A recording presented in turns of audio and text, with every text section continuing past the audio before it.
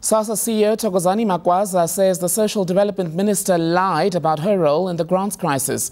Magwaza made the accusation in an affidavit filed at the Constitutional Court on Friday. He was responding to Minister Dlamini's affidavit to the same court. Our specialist reporter Karyn Maughan is working on that story and joins us now. Karyn, good morning to you. Just what exactly does Magwaza say in this affidavit?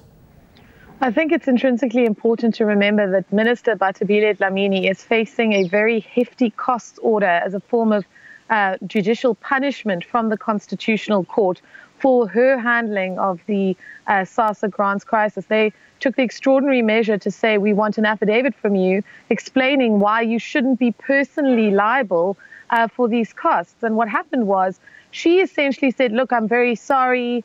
It could have been handled better. I apologize. I'm contrite. I have regrets.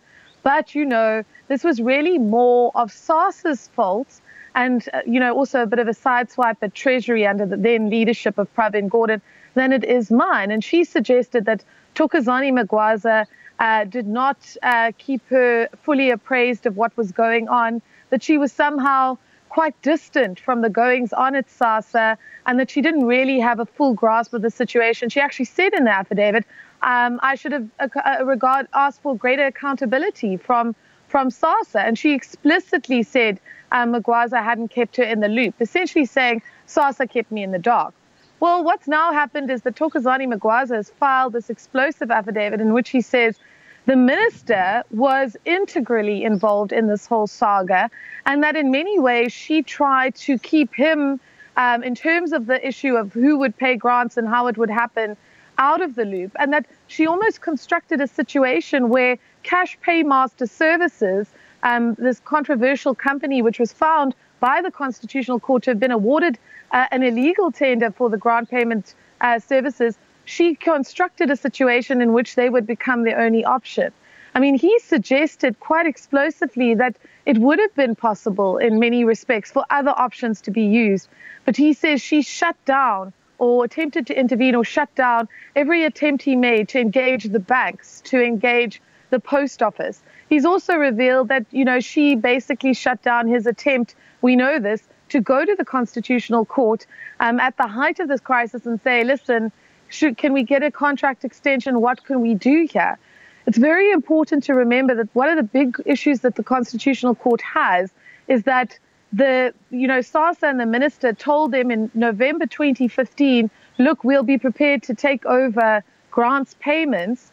It's now become apparent that Sassa at very least knew in April 2016 that was not possible. The minister's saying, I only knew October 2016 that this was happening.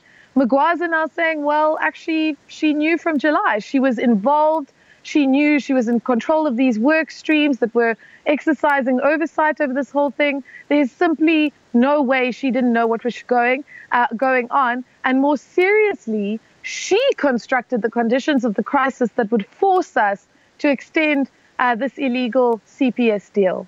What would happen then, Karyn, if indeed the court finds that the minister lied, as Magwaza is claiming? Well, it's an extraordinary situation. I mean, basically what's happened now is that we also know that Thokozani Magwaza has explicitly said in his affidavit that Zane Dangor, who is the former DG of Social Development, should also be allowed to back up what he's saying. Now, Zane Dangor resigned at the height of this, just saying, I can't be party to this, this very bizarre legal strategy or non-legal strategy that this department is exercising. We know he's been with the department for quite some time, and we know he has profound insight. And he is expected to file an affidavit on Monday, giving his side of the story. It's an extraordinary situation. There's this rule in law called the Plaskon-Evans rule, which is basically if you've got people on affidavit massively contradicting each other in a sort of civil procedure, the court would normally say, well, we need testimony. We need people to testify. And we as a court need to be make an evaluation on testimony and cross-examination. Now, that, from my perspective, has certainly never happened at the Constitutional Court. The Constitutional Court is a place of argument. It's not a place where people are ever asked to testify. So what is this court going to do where you have very senior officials massively contradicting each other, are they going to make a finding based solely on those affidavits, or will they feel that in the light of this, there's going to be a need for some form of oral evidence, that there's going to be a need for some form of quite intense judicial inquiry? Because, there is a massive dispute here, and it is immensely serious, because it's one thing for the court to have been asking, as Mogoeng did, how could you get to a place where you appear so manifestly incompetent? But it's quite another thing where you have a very senior official effectively arguing or suggesting that the minister constructed the circumstances of this crisis in a very goal-directed way to make sure that CPS got that contract. Now, that's very, very serious. And what the court does with it, I think it's going to be fascinating to see. All right, ENCA specialist reporter Karyn Maughan bringing us up to speed with the latest on the Sassa debacle. The latest being that Sassa CEO Thokozani Magwaza is now accusing Minister Dlamini of lying about just when she knew about the grants crisis. But let's take a short break now. We'll have more news for you when we return.